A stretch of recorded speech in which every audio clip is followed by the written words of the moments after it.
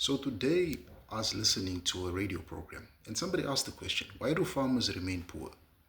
And one of the callers came through and said, it is because they are not intelligent. That's why they remain poor, which I think is an emotional answer. So I decided to take a much more educated approach.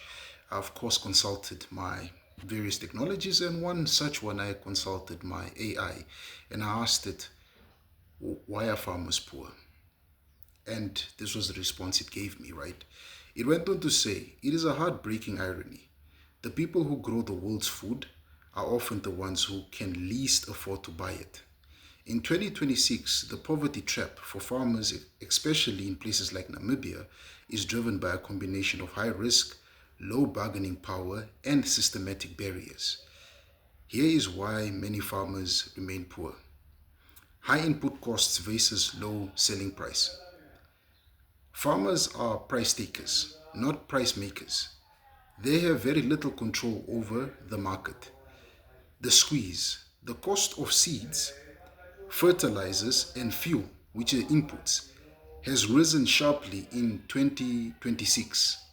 However, when harvest time comes, a surplus of crops often drives the selling price down. Middlemen. Many small scale farmers lack the transport to get their goods to big cities. They rely on middlemen who buy the crop at the farm gate for a fraction of their true value. Number two, climate gamble. The, the climate gamble. Farming is one of the few businesses where you can do everything right and still lose everything due to a bad week of weather. Unpredictable rain. In Namibia and much of sub Sahara Africa, 95% of small scale farming is rain fed. With erratic rainfall patterns in 2026, one dry spell can wipe out a year's income. Lack of insurance. While a large scale commercial farm might have insurance for drought or locust outbreaks, most small scale farmers do not, meaning one bad season leads to debt that takes years to clear. Lack of value addition.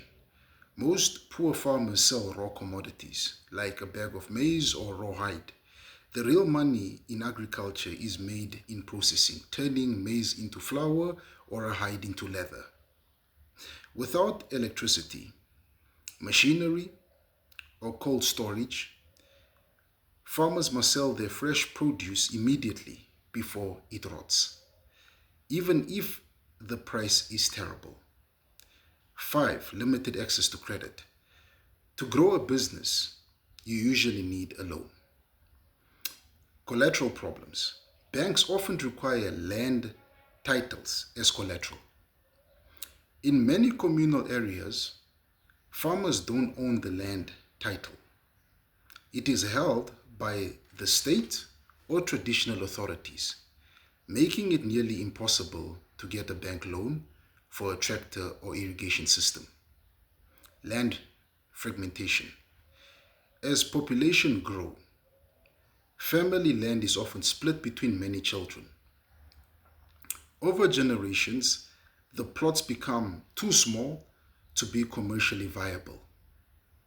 These micro farms produce just enough to eat, but never enough to sell for a significant profit. The Namibian context. In Namibia, especially, green schemes, government backed irrigation farms were designed to solve this, but many have struggled with high electricity costs, pumping water is expensive, the bureaucracies, of course, the red tape. In some in some schemes, even getting a spare part for a tractor can take weeks of government approvals, leading to missed planting season. So that's the reason why farmers remain poor. I think that's one of the that's what it pointed out to say. It is that input costs which we don't have control over. We don't really price our product. We are price takers, not price givers. Middlemen. Um, yeah, I pointed out middlemen, climate gamble, unpredictable rain, lack of insurance, lack of value addition, limited access to credit, and land fragmentation, because some of us come from big families, eh? So those are the reasons. That could be one of the big reasons why farmers remain poor. Let me know what you guys think.